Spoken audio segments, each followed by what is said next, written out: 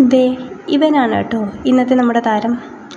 പുതിയ വീട് എന്നുള്ള കോൺസെപ്റ്റ് വന്നപ്പോൾ തന്നെ കിച്ചൺ ഐറ്റത്തിനുമായിരുന്നു ഞാൻ ഇമ്പോർട്ടൻസ് കൊടുത്തത്. റെൻറ്റഡ് ഹൗസ് ആയതുകൊണ്ട് തന്നെ കിച്ചൺ ഞാൻ വിചാരിച്ചതുപോലെയൊന്നും നടന്നില്ല.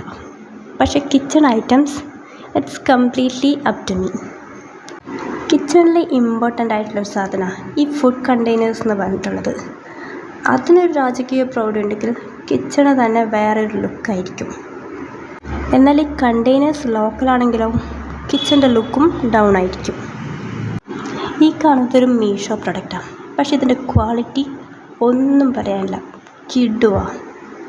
ബേസിക്കലി ഞാനൊരു ആമസോൺ ഫ്ലിപ്കാർട്ട് ഉപഭോക്താവാണ്. അതുകൊണ്ട് തന്നെ മീഷോ പ്രൊഡക്റ്റിൽ ചെറുതായിട്ടൊരു ഡൗട്ട് ഉണ്ടായിരുന്നു, സാധനം ഓക്കെ ആയിരിക്കുമോ എന്ന്. എന്നാൽ ആളെ കൈ കിട്ടിയപ്പോൾ ഞാൻ ഹാപ്പിയായി, സാധനം കിടു. ഇതിൽ 16 കണ്ടെയ്നേഴ്സാണ് ഉള്ളത്. അതെനിക്ക് മതിയാവാത്തത് കൊണ്ട് തന്നെ ഞാൻ ഒന്നുകൂടി ഒന്ന് ഓർഡർ ചെയ്തു. ഇന്ന് ആ സാധനം എൻ്റെ കൈ കിട്ടി. As usual good product. പിന്നെ ഞാനത് ആദ്യം ഓർഡർ ചെയ്തപ്പോൾ 2 സെറ്റാണ് ഓർഡർ ചെയ്തത്. പക്ഷെ എനിക്ക് 1 മാത്രമേ കിട്ടിയിട്ടുണ്ടായിരുന്നുള്ളൂ.